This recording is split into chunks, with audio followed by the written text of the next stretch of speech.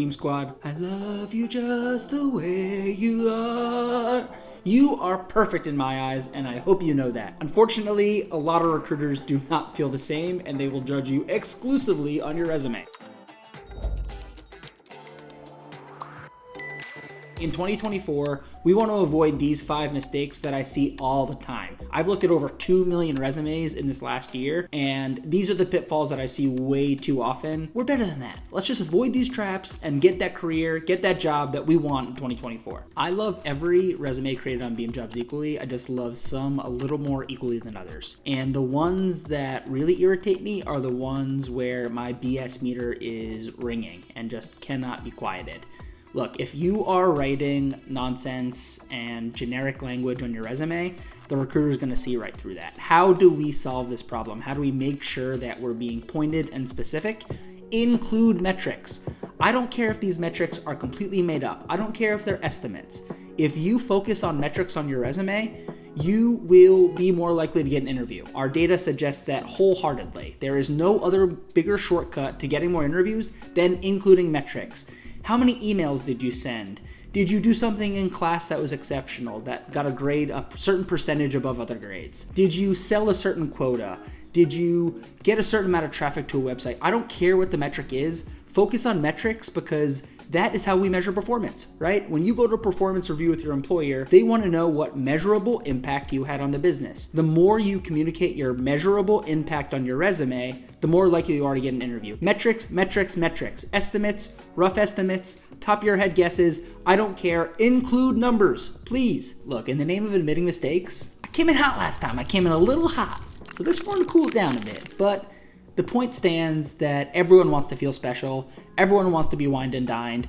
I cannot echo this point enough. Nowhere is that more true than at companies. Recruiters want to feel like you've been desiring their job and working at their company since you were an infant. It doesn't matter what the company does, doesn't matter what the job is. They want to feel special. Now, I know it sounds like a ton of work, customizing your resume and your application for every single company and role you're applying to. It doesn't have to be that much work. There are 3 quick tips. 1, adjust your job title on your resume to exactly match the job title you're applying to. You will never be able to estimate how much of an impact this has. So for example, if I'm applying to a senior marketing role, I'm going to be a senior marketer on my resume. 2, we're going to look at the skills section. What are the requirements of the job? Look over those requirements. Do I have any of them? If they are there, just add them to my skills section, the hard, fast skills. 3, read the job description. As you're reading it, do any projects you've ever worked on. I don't care if they're class, internship, first job, second job, third job at a college. Any projects that you worked on, if they come to mind, include them on your resume. That's it. Big goal of mine for 2023, read more books. Just finished the Lord of the Rings trilogy. Wonderful books would make for very bad resumes. That is my horrible segue into saying that your resume should not be a book. You have to orient yourself around what a recruiter wants. They are reviewing 1, 2, 3, 4, 500 applicants for a given job. They are looking at your resume for about 60 seconds on average. They're skimming it. If you have bodies of text, you're just saying, please don't interview me. I don't want your job. Do not include big bodies of text. If you're looking at more than 3 lines, you're doing it wrong. Your job is to make your work experience into concise bullets, focused on numbers like we talked about, and very easy to skim and read. I've heard that rich people put every dollar of theirs to work. Every dollar of theirs has a specific purpose. I want the same to apply to your job applications. I want your resume to be an assassin, a 1-page assassin.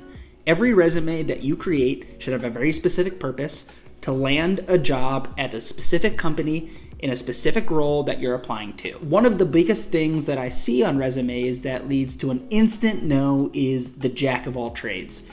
You do not want your resume to be all over the place. I do not want to hire a generalist who did HR and then marketing and then software engineering. If I'm hiring a software engineer, I want to hire a software engineer. If I'm hiring a marketer, I want to hire a marketer. You need to make your resume very specific. You should not try to include every experience that you've ever had. If you're 10 years out of college with a lot of work experience, I don't care about your lifeguard experience back in high school. You need your resume to serve a very specific function. It's to land the job that you're applying to.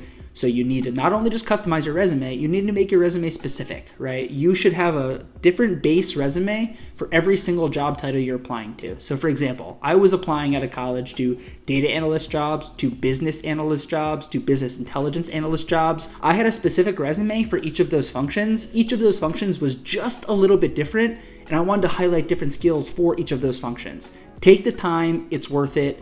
I promise you, you will get more interviews if you just have a different base resume for every single job title you're applying to. Much like when we attack castles, when we apply to jobs, there's a two-pronged defense system. First is what's called the applicant tracking system. It's an automated system that makes sure that your resume includes certain keywords appropriate to the job description. By following all the other recommendations in this video, you will cover the ATS, right? You will make sure that you're customizing your resume for each job you're applying to, therefore getting past those filters. Step 2 is much harder. When we're down from 500 applicants to 50 resumes, now it's time for the human to review. This is where you have to wow. Again, the name of the game is making the recruiter's life as easy as possible. Let's say you're going to a restaurant and you saw a menu that was the most complicated menu you've ever seen. Pictures all over the place, text all over the place, impossible to decipher. Are you gonna be excited about that restaurant, or are you gonna be like, same with recruiters. They want a very easy to read design. Do not get too inventive. Space your text, space your work experience bullet points, make it very easy to read, and make it compelling. Your design on your resume is not the place to get creative. I promise you. You do not want to create work and reinvent the wheel for the recruiter reviewing your resume. You just want to make it easy to read. Just want to make it easy to consume. So that's our goal here. Now, Steven, does that mistake really need to be called out? Is that a real thing, or are you just trying to create content? You did that. I didn't do that. You did that. I sent 300 resumes with the wrong email address. Spent weeks of my life filling out those resumes. So just don't do that. Just double check your content. Make sure the resume is spelled correctly. Make sure your grammar's correct. Don't put the wrong company name in your cover letter. Put your name correctly, your email address, your phone number. Don't shoot yourself in the foot. I've done it so many times in the past, and I want to spare you from that fate. A lot of negativity in this video, a lot of focusing on mistakes. I just want you to know I adore you. I love you. You're perfect. I don't care what your resume says. I do a little care what your resume says. But you got this. Just avoid these 5 mistakes. Make sure your resume is helping you put your best foot forward, helping advance your career, helping you advance your goals. You freaking got this.